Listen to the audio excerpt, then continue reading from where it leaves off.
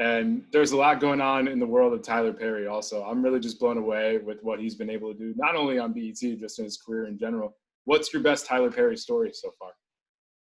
Oh my gosh, my best Tyler Perry story. Honestly,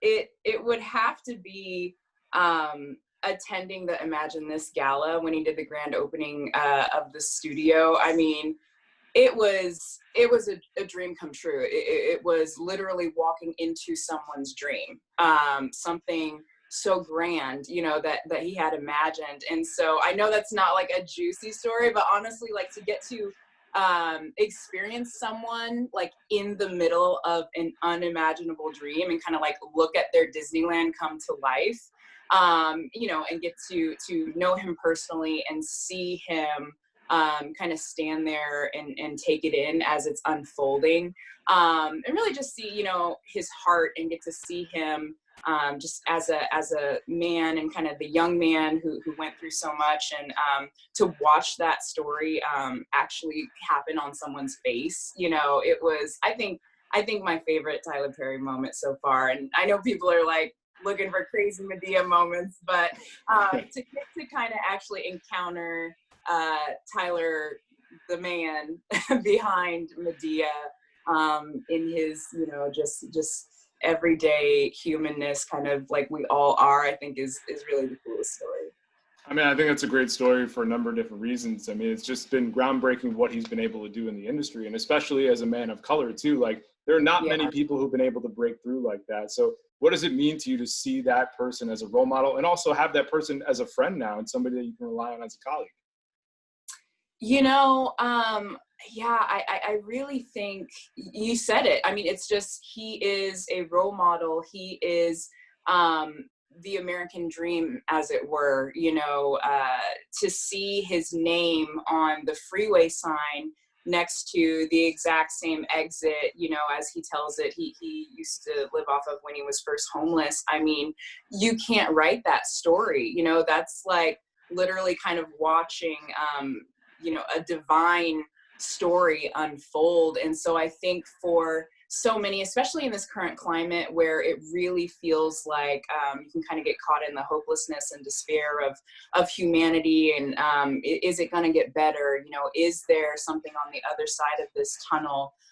You know, I like to think of the phrase when we say we're going through something, we kind of don't really break that down to think when we say we're going through, it actually means we're saying we're going to come out on the other side. And so Tyler, I think, is a perfect example of somebody who traveled through, you know, that unimaginable place and got to the other side. And so to get to see the other side of that story, as a person of color, as a young woman of color, as an actress, and to know him personally and know that he believes in me, you know, and honestly, even really bet more on me than I would have on myself, you know, as a young actress. You know, people say, you know, you got talent, you got what it takes, and you kind of are like, do I? And to have someone like Tyler actually say, you know, I believe in you, I believe in your gifts, and I'm going to bet on you, and I think you can do this, you know, it's an unimaginable, you know, ally and friend to have. That confidence goes a long way, and especially being part of this show too. Like, it's clearly resonated with people. People are loving it. Why do you think it has attracted such a big following so far? I think, you know, like I said earlier, just because it's not about the politics of the country, the politics of the White House, it's about the politics of humanity. And, you know, granted, it's kind of, it's a soap opera, so it's drama, over the top, you know, craziness. But I think it really kind of pushes the limits of what you know, what we're capable of as humans, as unfortunate as that can be. And two, I think I really love that it kind of breaks down a lot of the thought process behind what someone might be thinking when they make a bad choice, you know, a not so great choice. And so I think that's really just entertaining to watch people kind of process through, you know, the dark side of their decision making.